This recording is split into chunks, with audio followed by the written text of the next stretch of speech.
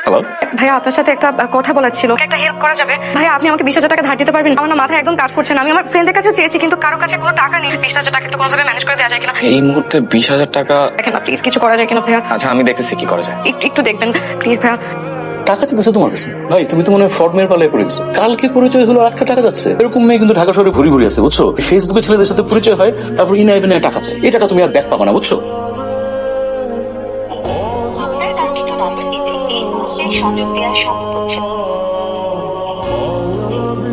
বারবার নিষেধ করলাম তোমাকে, কেন তুমি মেয়েটাকে টাকা দেয়? অবিশ্বাস করে জেতার চাইতে বিশ্বাস করে ঠকা ভালো।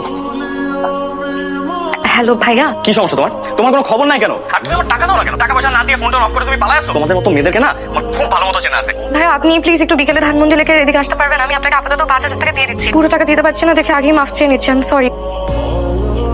এখানে 10,000 টাকা আছে, নিন। 5 না দিবা বলছিলেন? বাড়ি থেকে হাত খরচের টাকা নিয়ে আসছিলাম, আপনার দরকার দেখে দিয়ে দিলাম। আসি। নীলিমা, কি হলো? তুমি ফোন ধরতেছ না কেন? কে আপনি? এত রাতের ফোন দিয়ে ডিস্টার্ব করতেছেন? আমি ওর ফ্রেন্ড। নীলিমা আমার বউ।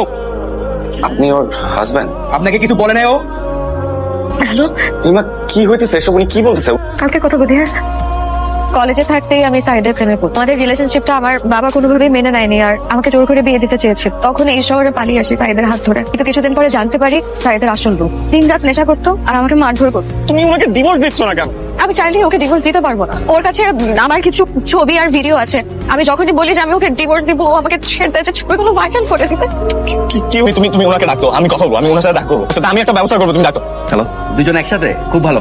কি বলবেন বলেন। আপনি আমার বউরে নিয়ে যা ইচ্ছা করেন, আর কিচ্ছু আসে যায় না। আমি ওকে ডিভোর্স দিই। আমার কাছে ভিডিও, ছবি যা আছে সব কিছু দিয়ে দিব। আমাকে 20 লাখ টাকা দিতে হবে। ঠিক আছে, দেখতেছি আমি আপনার জন্য কি করতে পারি। ও এইভাবেই আমাকে ব্ল্যাকমেল করে। কোথায় পাবো আমি 20 লাখ টাকা? আমি দেখি কি করা যায়। বোর জন্য রেখে এগুলো বিক্রি করে যা পাস তাই দিয়ে নীলিমাকে বিপদ মুক্ত কর। সাইন করেন। এই আমার ছবি আর ভিডিওগুলো কই? আছে এই যে সব বাস। এই এই ছবিটা আপনি কই? হ্যাঁ, ট্যাপ দিয়ে দিছি। এই তো ট্যাপ আছে। ছবিটা আপনি কই? ওনার মধ্যে আমার ভিডিও আছে। বিক্রি করে দিছি আমি। আমার জীবনটা শেষ করে দিয়েছি কই? আল্লাহ, ওনার মধ্যে আমার ভিডিও আছে।